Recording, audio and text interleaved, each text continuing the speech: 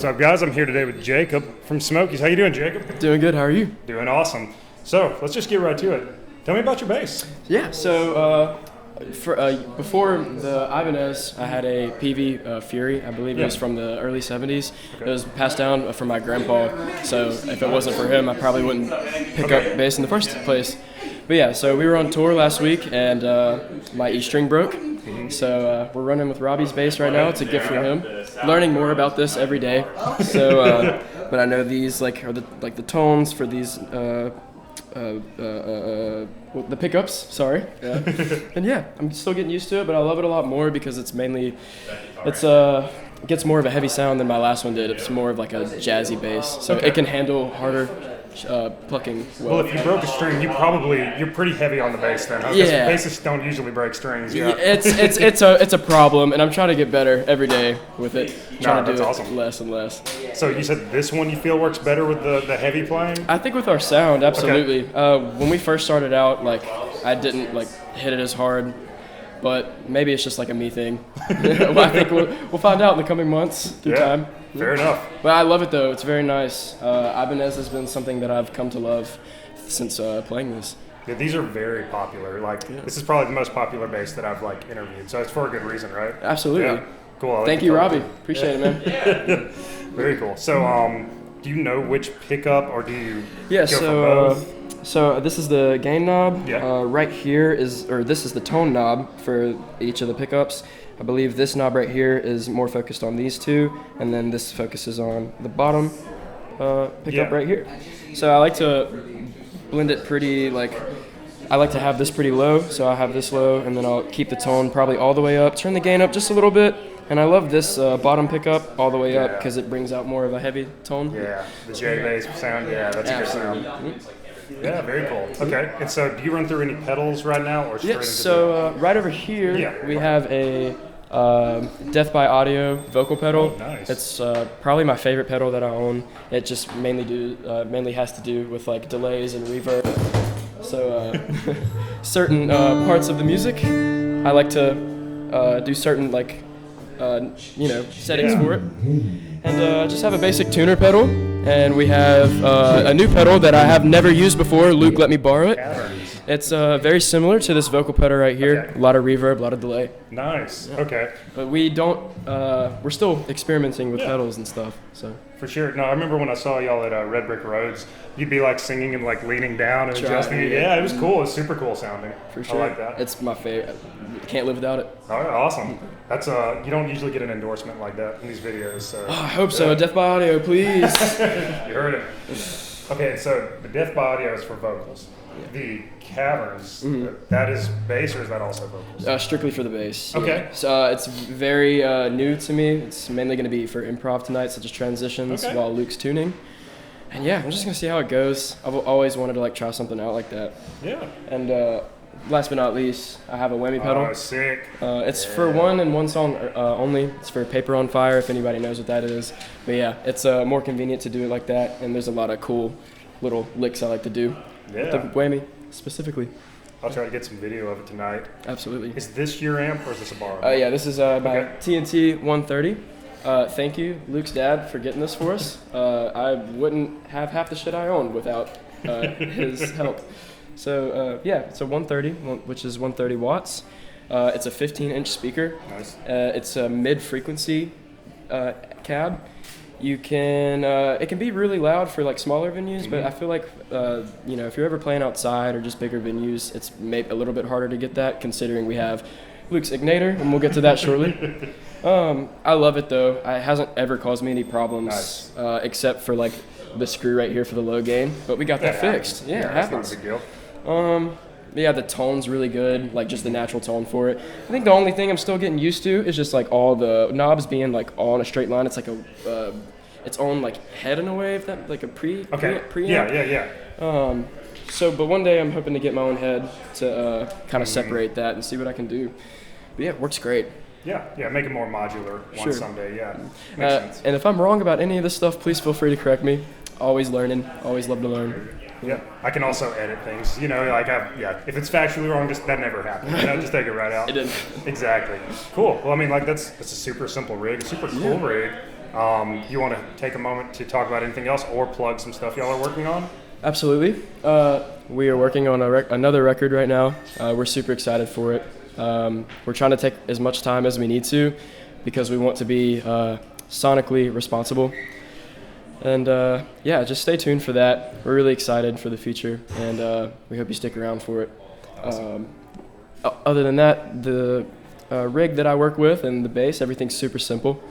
Yeah, as time goes on, I'm sure I'll experiment with more things. That's all I got right now. Okay, also, so the one question that did come to my mind is the simple rig, is that like a choice to give you like more room to focus on the music, or are you just kind of experimenting as you go and grabbing things? I would say both, really. I don't want to do too much as far as like the bass goes. Like maybe one day, like I'll find a good compressor pedal, and that might be like it for me for a little bit. I'm always down to like see new things with like vocal pedals and stuff. It's my favorite hobby as far as pedals go. But yeah, I like to keep it simple. There's really not much that I need right now, but we'll see what I need to do in the future. But yeah, sorry, I don't mean to repeat myself. No, you're good. You're good. I really appreciate the time. Looking forward to seeing y'all tonight. Oh, there we go. Oh, there you go. Thank you so much, Jackson Rundown.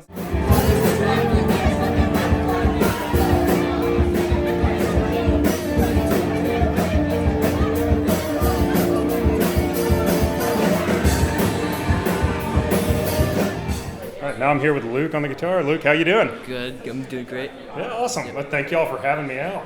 Yeah, thank you. Awesome. So let's start with your guitar. What you got here? This is a Stratocaster, 90-something. Nice. Made in Mexico. It's got these hot reel pickups on it, which kind of makes it stand out from like normal Stratocasters, but I know Stratocaster's like super basic, but it's like super versatile, and I can get like a bunch of different sounds out of like just 6 different like pickup positions, and I mostly use like the middle pickup. Sometimes I'll use this one, but for the most part I stay on that one. Yeah. I think they're popular for a reason, right? Yeah, for sure. I mean, I had like a Telecaster for a minute, and after a while I kind of like made up my mind about how I feel about how it sounds, and it was a little too like thin, a little too like I know like the twang is like the whole thing for it, but yeah, but this one was like in an old studio before, like the guy who gave it to me fixed it up when it was like not working, and I think he put these hot reel pickups on there. I was wondering if it came with those or if that was a... Yeah, I think that was a choice by him because he just had them on there. Yeah, I just put this sticker on here. It's a temporary residence sticker. Nice. I got that with the ladies record. And yeah, I don't really want to make it sticker bomb, but like... You got one good one, yeah. One good one, yeah. Yeah. It fits with the color scheme too. I think it's a good choice. Thanks. Yeah, so like in a usual set, are you moving all over the pickups, or do you kind of gravitate towards a certain position? Gravitate mostly towards. I only use like really maybe 2 positions in a song, and then just for like certain like dynamics of the song, I just use the volume knob. Nice. I don't really mess with my tone knobs ever. I always keep them 10. You know. Yeah, it's basically it. I love it. It's like super comfortable, and like everything about it I just love. It's fun to play. Feels like a toy. Yeah. It's a beautiful guitar. I forgot to ask Jacob, what tuning do y'all play? Standard or? We use standard for some songs, like a drop D where like both my E's are dropped to D. Oh, okay. Oh, that's cool. For antenna and malice fed, I drop my G string a half step. Okay. And then other songs I'll use a capo on a few songs. That's really it. I ripped off a Sonic Youth tuning for one song. That's a great band. Yeah. But yeah, and F whatever. Yeah. Wait, like all Fs? It's like F sharp, E B. That's crazy. Yeah. And so like you were talking about like making sounds while you're tuning. So during a set you were going all over the place, like just constantly retuning? Yeah, we try and write the set list to like where it's like not too crazy. So it's like these first 5 songs are on the same tuning, and then actually for the next song I'll tune the E string up to F sharp. Okay. And then the rest of them are normal.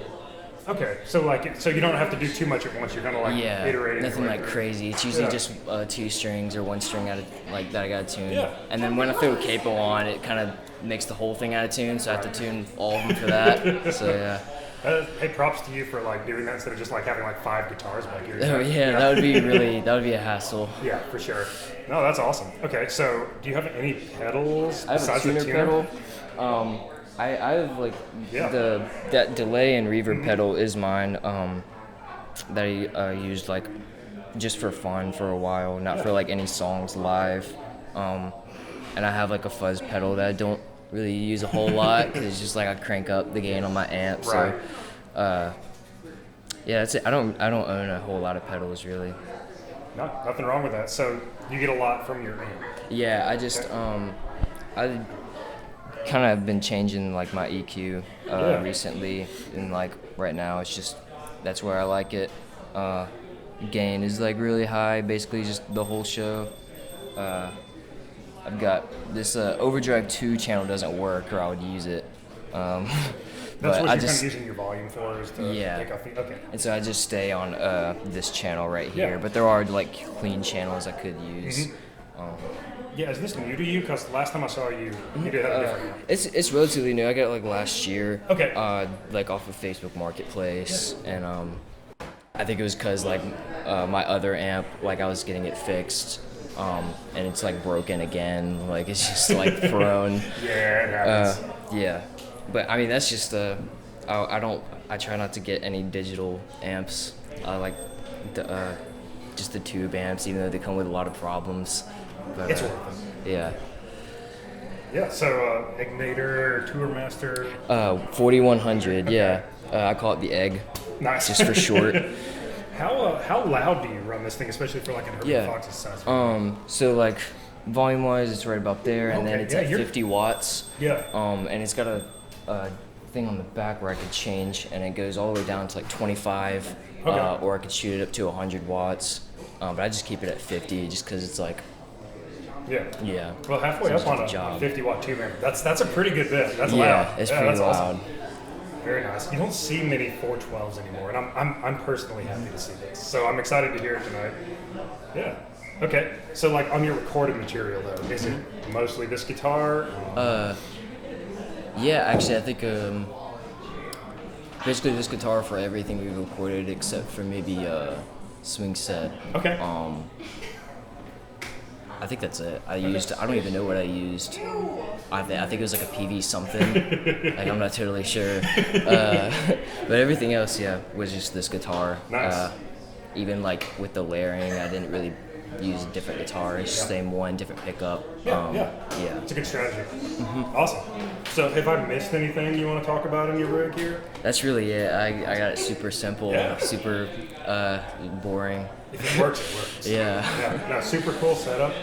In that case, thank you for taking the time to do this. I'm excited to see y'all show. Thanks.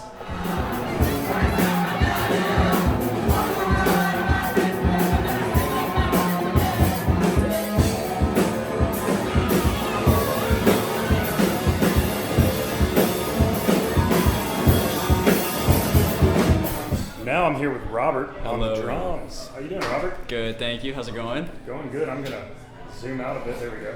Get a little bit more room. You want to tell us about your drum kit? Yes, I'm a longtime fan of the channel, so this is very big. I'm glad that we're covering drums today. This is a big moment for me. So it's going to be pretty simple. This is the Pearl export kit. I took the head off of the kick drum. I have a lot of problem tuning the kit for the most part, so I just kind of took it off, and I like the way that the sound travels. I feel like it's better than constantly having to tune the head. And if you want to mic it up, you just set a mic in there. But yeah, head off, I think is the most important thing for the kick drum.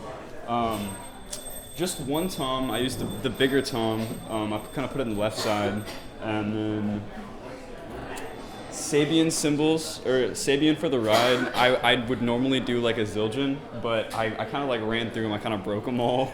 So I've got the Sabian as a ride, also kind of doubling as like a crash. And then I've got this crash right here. It's cracked to bits, absolute bits. But it's Sabian as well, and it's done me good. So I'll probably just like get another one of these.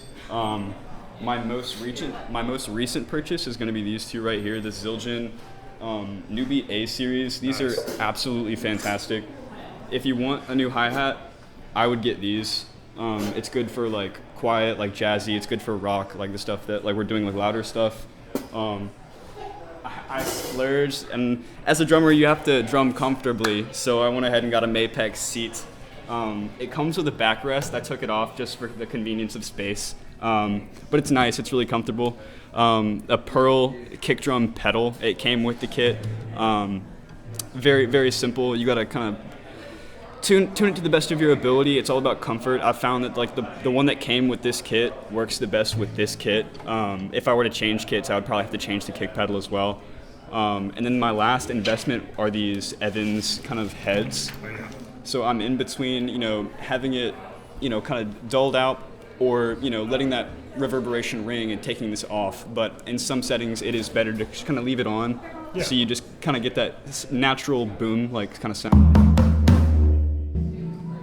Opposed to it'll kind of ring out, and it does kind of affect the rest of the kit in smaller settings.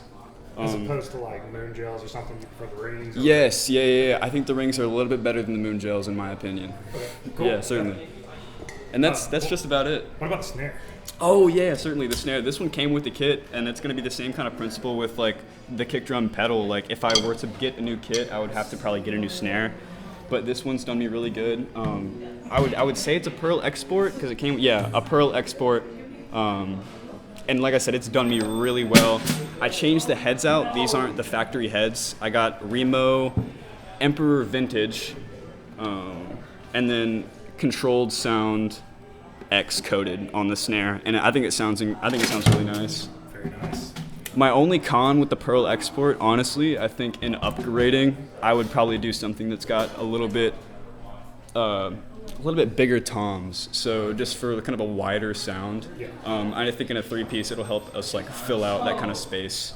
Do you know what size these are? Honestly, I couldn't tell you. Let me use this as a reference here. This is a 14. Oh yeah. Yeah, this is a 14-inch. So the snare is about 14. Yeah. Like a 16. 16, yeah. And that's a little bit under, maybe, I don't know. 13 or 12. Yeah, something like that. But it's the biggest one of the Export. The Export comes with a smaller tom. Okay. So I just kind of put that one to the side. Yeah. Yeah, it's a super cool setup. Did you say how long you've had this? I've had it for 2 years, as long as I've been playing drums. And then I was also a huge advocate of putting the ride on the left side. I don't know, you gotta be, my biggest advice is like honestly just like do what's comfortable to you. Like I'm still today like swapping it like back and forth. Yeah. It really just comes down to like, what's most comfortable. You get a seat, you get comfortable, maybe switch around the cymbals. Yeah. Yeah, that makes sense. Well, yeah, it's a pretty straightforward rig. I Super, like it a lot. Anything else I've missed talking about? The drum set, the band, anything? Oh, no. I will endorse ProMark. I wish they would endorse me, but the ProMark Firegrain Rebound 5Bs. Let's take a look at these. These ones right here. I think they're absolutely incredible.